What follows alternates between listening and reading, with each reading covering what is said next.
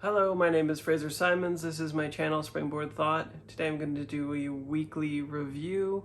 I've got quite a few books here again. 1, 2, 3, 4, 5, 6, 7, 8 books.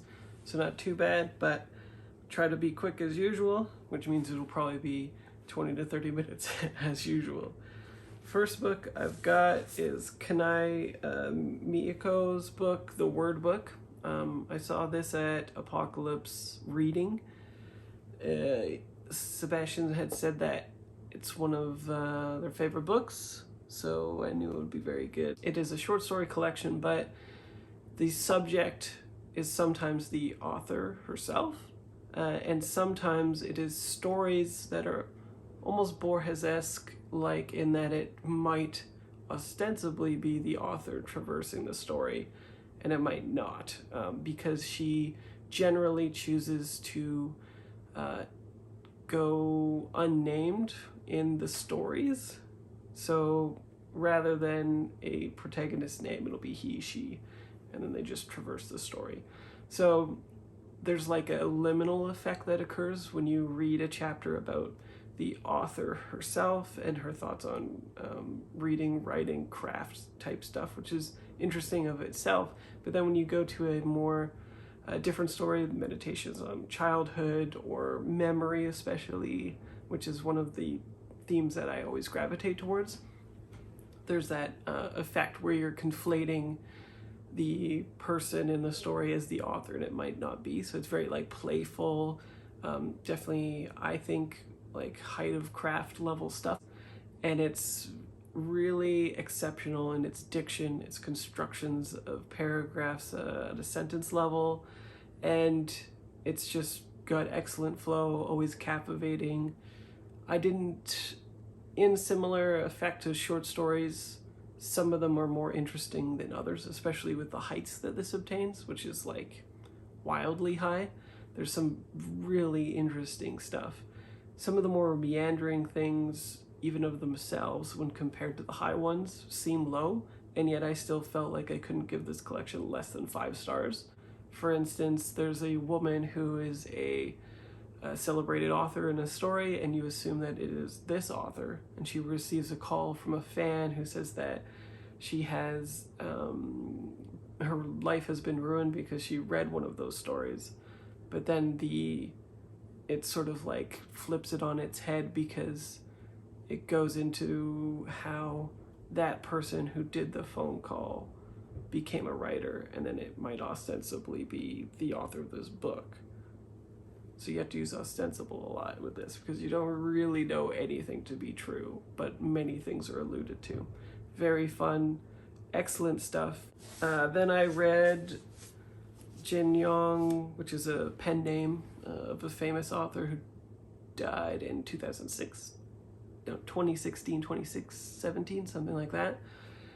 This is The Legend of the Condor, book 1, and then I also have book 2 here.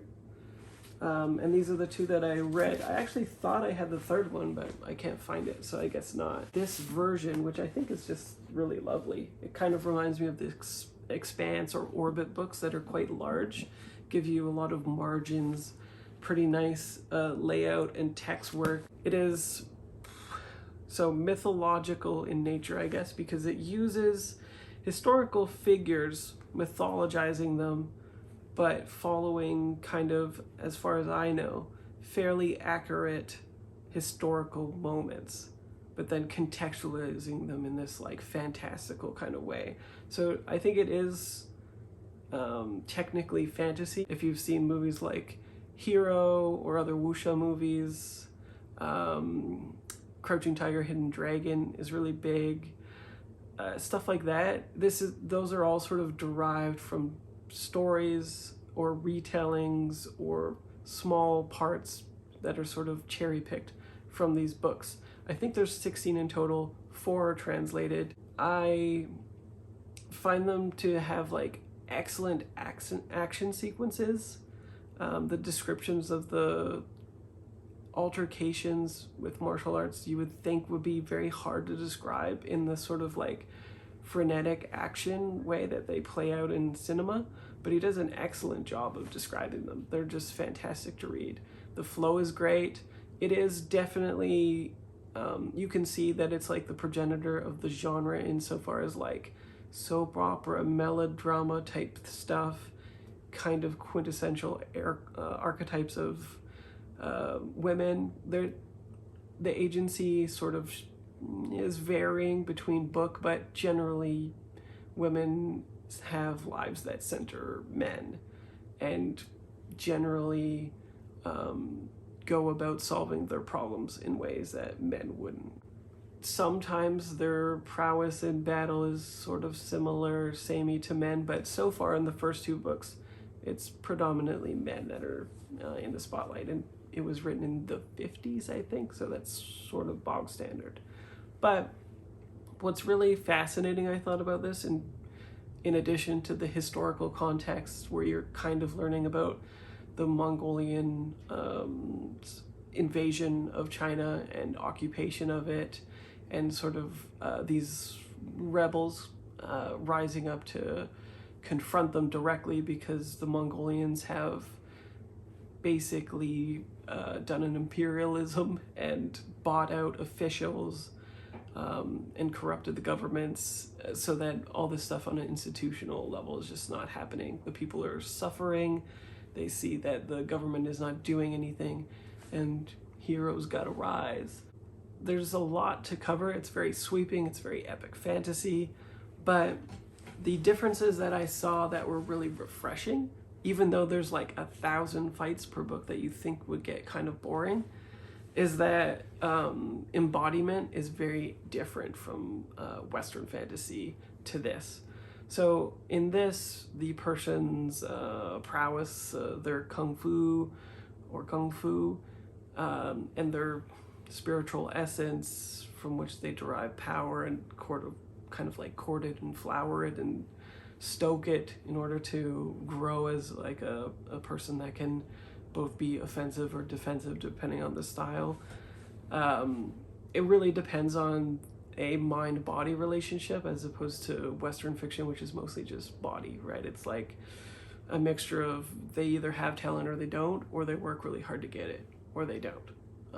And it generally remains static throughout, or it'll be a long sweeping series in which it takes them a really long time to get good, or whatever you want to call it. In this, I would say most physical conflicts, or even mental ones, cause the person to back off, reflect, and internalize changes, both at a philosophical ideologue kind of level, where the characters are essentially embodiments of an idea, philosophy, something like that. They're never just one thing. Classism takes a part as well, but generally if you thought of each character as an idea butting heads, you wouldn't be far off the mark. And so when these ideas clash, they then have to reflect, and they have to internalize on a physical level what is being learned, but they also have to manifest the philosophical changes that they take into themselves and literally become different people than what they are. They think different things, they feel different things, and then it's coupled with the embodiment. And if that doesn't happen, then generally they're not strong enough to meet the next conflict head on and will be again defeated. I found the plots semi-archetypical but refreshing. Action, again, super great. Then because I have seen Crouching Tiger, Hidden Dragon, I started spotting different things, like the manual of martial arts that somebody had written down, and essentially if you were to read it and practice it over XYZ number of years and practice the philosophy, all these different things were met, then you would be undefeatable. And that, I believe, is either in Hero or Crouching Tiger, Hidden Dragon. So you kind of start spotting even some of the same characters. There's epic love stories, there's duplicity happening, there's the cultural aspects, there's the historical ones, and then there's mythology. So there's a lot to take in. It reads quite quickly. Sometimes, just like with epic fantasy, there's a lot of names and places, but there's maps, and like anything else, it's pretty easy to internalize, except that I will say the translators are different from book 1 and 2, and they do names differently, so that can be kind of confusing. But their family name and given name generally remain the same, but the moniker, I believe, changed. So I'm not sure why they did that, but I found book 2 to be better translated with better flow and kind of explained things in a way that made more sense, I think. And that was a person that continued to be the translator, Gigi Chang, I think it is, who continued to do the rest of the books. So that makes sense. Next, I read The Tomb Guardians by Paul Griffiths. This is fantastic. Oh, and those books both I gave 4 stars because they exceeded my expectations. They were just completely fresh and interesting, engaging, impossible to predict, especially with the amount of melodrama that was happening. So yeah, completely refreshing. This book, however, was a 5-star read. It is phenomenal. I definitely recommend it to absolutely anybody. I think it's very accessible, and it says very interesting things about art, conversations with art, building a historical narrative. So the premise is that 2 academics are talking about 3, I guess, famous paintings I'm not aware of, but they must be, unless it's fictional, in which I have no idea. But I think they are real-life paintings featured in this book. And the academic, one of whom is giving a lecture, wants to bounce the lecture essentially off the colleague to see if it's going well, to interrogate their assumptions, the narrative, and to say why he's like having a crisis with this lecture. There's some kind of problem, and you have to read to find out what it is. And as that is happening, the subject of which they are studying, the 3 paintings of the Tomb Guardians, also are talking. They have their own narrative, and they are in conversation directly with the notions put forward by the lecture that is happening. But there's a sense that it's polyphonic, so they may be a direct derivative, I guess, of the conversation happening, or it could be a conversation extrapolated by the people that are doing the lecture, or imagining these people and constructing them in their heads. But it has a sense of it being, you know, these 2 conversations at once in a out of time kind of manner that create a larger macro context and feed into the more or less plot. It feels like it would be boring to describe this book to somebody because the plot is essentially just the evolution of the lecture. As more information gets assimilated into the lecture and the narrative of what he thinks these paintings mean, what is happening with the Tomb Guardians, why they're there, what the painter meant to kind of encapsulate with the paintings, because there's some known facts and some that just have to be extrapolated.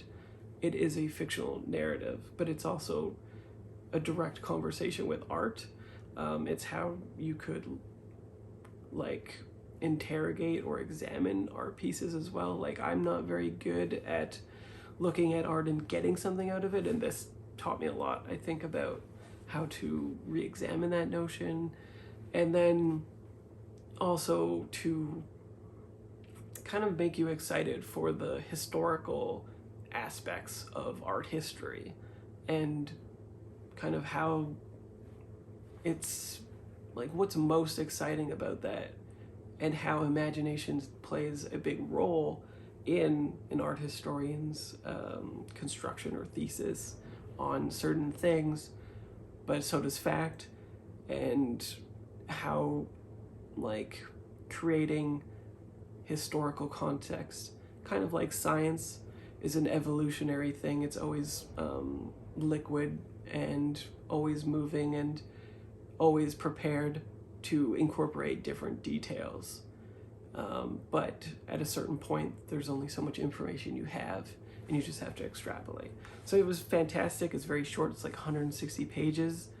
And it's, yeah, absolutely phenomenal. I saw this on Sean the Book Maniac's bite-sized chat with somebody I can't remember. I'll link it below if I recall and remember to put it down there. But it was an interesting conversation enough for me to pick it up.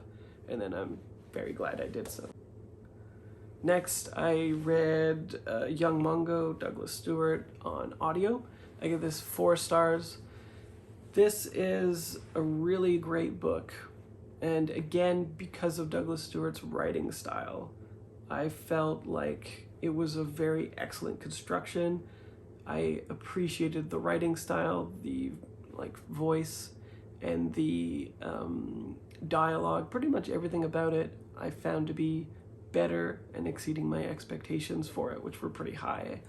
But also similar to Shuggy Bane, it was like not something that I fully felt invested with. There's something about his writing style that keeps you at a distance, even through intimate moments. And it is at once, like I think a lot of people have been saying, kind of an archetypical gay story, but then also deviates from it in certain ways that make it more interesting, a little bit more exemplary, but still feels in parts somewhat recycled. So it's really interesting. I think it's kind of like a trend for people to do that now. They kind of want to build an archetypical thing and then swerve left and surprise people. And I like that, but there is something about it that again just made me not able to fully connect with it. As much as people absolutely went mad for Shuggy Bane, like people absolutely extolled the benefits of that book, their love for it, and just like felt ways about it that I just didn't. This is similarly the same thing. It is again about a young 15-year-old ostensibly gay kid. It is much more nuanced in theme and interrogating toxic masculinity most overtly. There's a lot of men that want to essentially just batter the kid into this mold of what they think the correct man should be / them. And because Mungo is lacking a father figure, it is like a dissonance created between all of the different characters that are trying to sway him or move him at the time when he is most able to be swayed and to be molded. And so it is quite a tense novel, I would say, where you're constantly trying to figure out which stuff Mungo is going to be internalizing, especially because you see the future effects of that internalization from these men who sometimes act in ways that are like microaggressions or sometimes look like they're giving people love when it's actually like the absolute worst thing for them, again, whether they know it or not. So I think if you like Shuggy Bane, you'll probably like this book. If you're looking for more nuance, you'll like this book more. But if you are hoping for an evolution in specific prose perspective, point of view work, I don't think you'll find that and feel like you're similarly sort of on the outskirts like I did when reading the book. But it is more than enough to recommend to somebody and to absolutely consume it. It's a fantastic book. Next, I read The Unwritten Volume 4, Leviathan. I'm not going to go too much into this, but I wanted to show the covers again just because it's fun to show the covers. So this volume is 6 issues, just like previous. These are in no particular order, I'm pretty sure. But Leviathan refers to Moby Dick, of course. And we're at the point in the story where, this one's really great. Essentially, the liminal space between story and between the actual, I guess you could call it physical reality, real reality, or whatever, is becoming more and more broken down or eroded, and the cultural spaces in our own reality where fiction has been generated or created or written or whatever you want to assign it, become places of importance tied to the actual stories that they create in order to allow the protagonists to like explore them in a physical way, as I was mentioning about the previous volume. And I can't really say more than that than to give away what was happening, but it's a fantastic, very cool volume. I gave it 5 stars, just like the previous one. And it's where, once again, it's just like a masterful sort of almost masterclass in bringing in ideas in a parceled way, so the reader isn't completely like inundated and feels overwhelmed, but ramping up the complexity of the idea in a way that's hinting still, but not it hasn't quite got there to where this is all leading to and going. It goes up to 24, 25, and I believe there's like 50 issues. So, I mean, in the grand trajectory of the plot, we're halfway only. So it kind of makes sense that's where we're at. Next, on audio, I finished a fantastic memoir, The Book of Mother, a novel, Violaine Huisman. Hopefully I'm saying that Huisman, looks like. I gave this 5 stars, and I was kind of deliberating. It's a 4.5 on a pin, like could go up or down essentially, but it's a really interesting construction. So it says it's a novel, but it's kind of like it reads like a memoir essentially about the daughter who has a sibling sister of a mother who is struggling with, in the beginning you're not really sure, but it's clear that the mother is unwell or maybe has like postpartum depression or something like that. Essentially the kids are noticing all of the different things that are not quite right with their mother, like she's prone to mood swings, she's very sweet with them sometimes, and other times like really resents the fact that she's not able to have her own space to be a mother, but also like physically have her own space and to be like alone, and takes that out on the kids sometimes. It is definitely, despite the flaws of the mother, constructed in a loving way, but also at a like clinical distance, I would say. Then part 2 begins, and it is phenomenal. Part 2 is almost in a like big fish way, which if you know me, it's like catnip to me, where it mythologizes the mother's story, because it is necessary to tell her story, but they don't have all the information. She says at the beginning of the chapter, it was something like, this is her story as far as we could figure out, parcel out, from letters that they consumed from her, all the different circuitous, strange stories that were told, where she would continue to like go on digressions, but they're kind of extrapolating from those digressions what their mother was saying and what was actually happening in her life. And it's a pretty brutal story of her mother was, it starts with the grandmother's story, pretty truncated until we get to her being born, and she's born, which seems like kind of premature, and like, I can't remember what it's called, but one leg is taller than the other, but she's still able to pursue ballet and is like very good at it, though she won't be able to raise to the heights of like greatness, essentially doing it because of this, apparently. And then it follows essentially like a series of roller coaster rides, more or less, of her getting abused and then mental illness struggles, and leading all the way up until you're kind of caught up in part 1 with the kids, and then part 3 is post all of that, again from the kids' perspective, but grown up.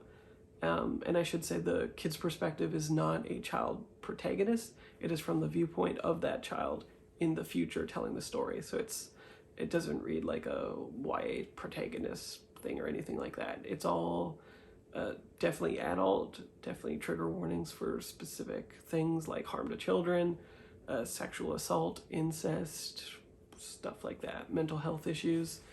But it is really interesting because by the time you get to part 3, she has so carefully constructed a portrait of her mother that is both completely humanizing, full of love, but able to see the flaws, admit them, and articulate them in a way that's like almost incredible or astounding for a child to be able to do. Like, it feels like a investigative piece paired with like a memoir, but has to be fiction because they just don't have the information. So I wonder even how much of this is fiction. Like, maybe it's all fiction, right? Or it could be a blend of like auto-fiction-ish stuff happening.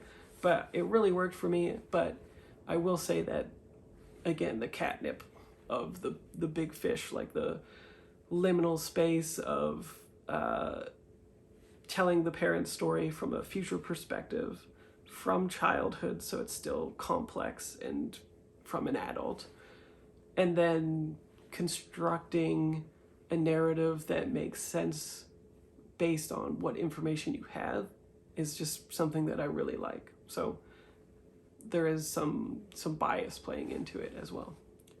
And then lastly, I just finished Those Who Leave and Those Who Stay, Elena Ferrante. Fantastic again. So another excellent week for me. I gave this 5 stars, and this was another kind of similar to the previous book, the mother book there. I already forgot the title, apparently.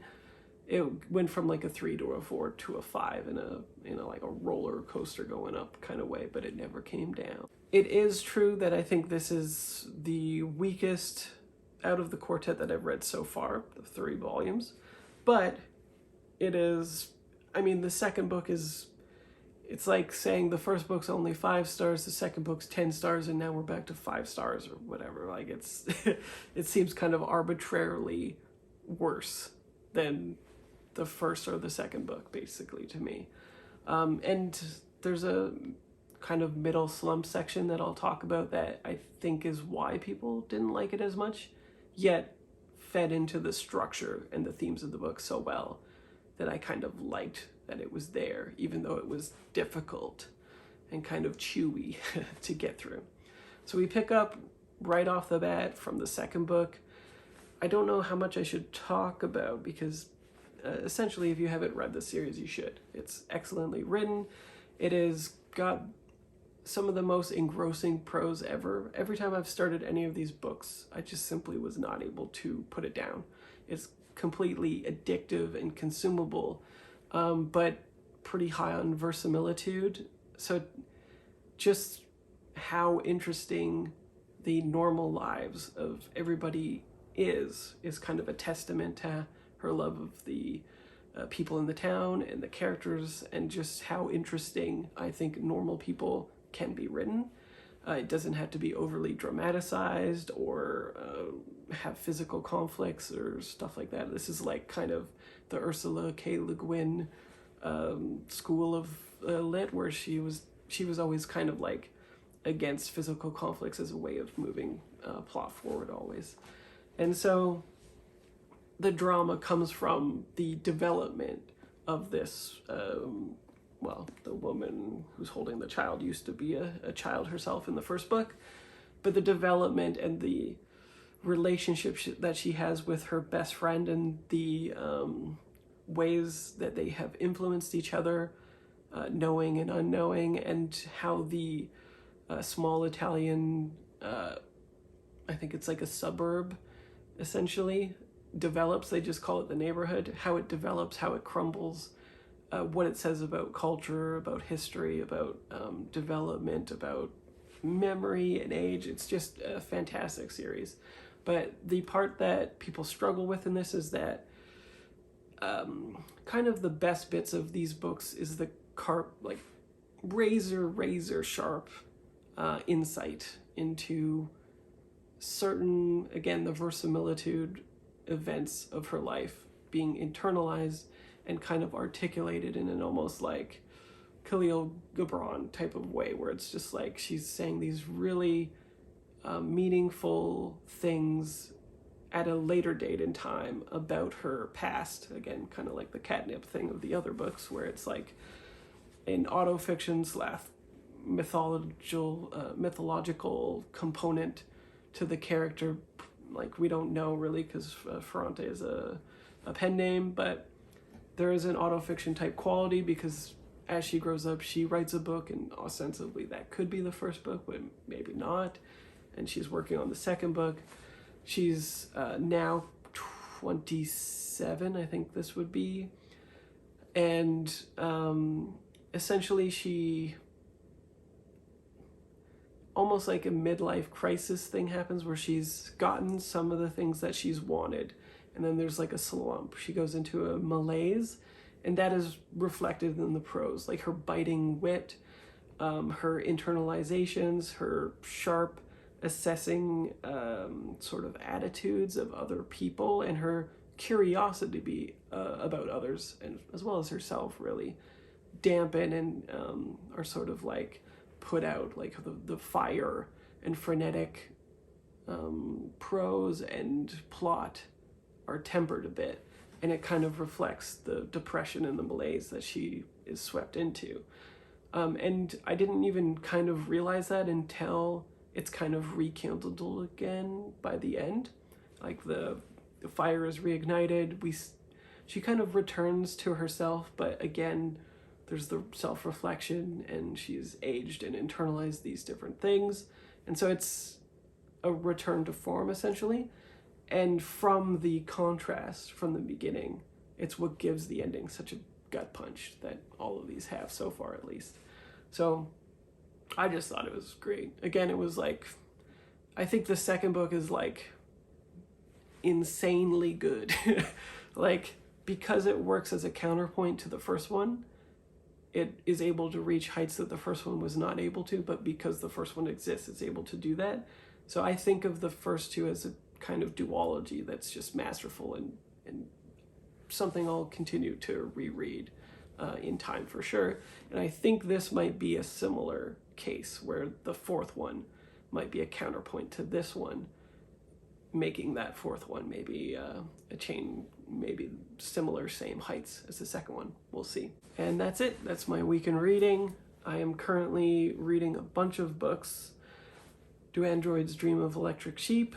A group read of Magic Mountain, a group read of The Luminaries, a group read of Don Quixote, and maybe that's it. I think that's it. So yeah, I have a lot of big ones on the go, so I'm really glad that I'm able to still have these to complete, to keep me going. And it's been very interesting participating in the first time in group reads that are, I don't know, long form, I guess, criticism. And I'll have more to say maybe on that next time, because I have a feeling this is running late. So if you have questions, thoughts, feelings, leave them in the comments below. We'll have a talk. Otherwise, I'll see you next video. Bye.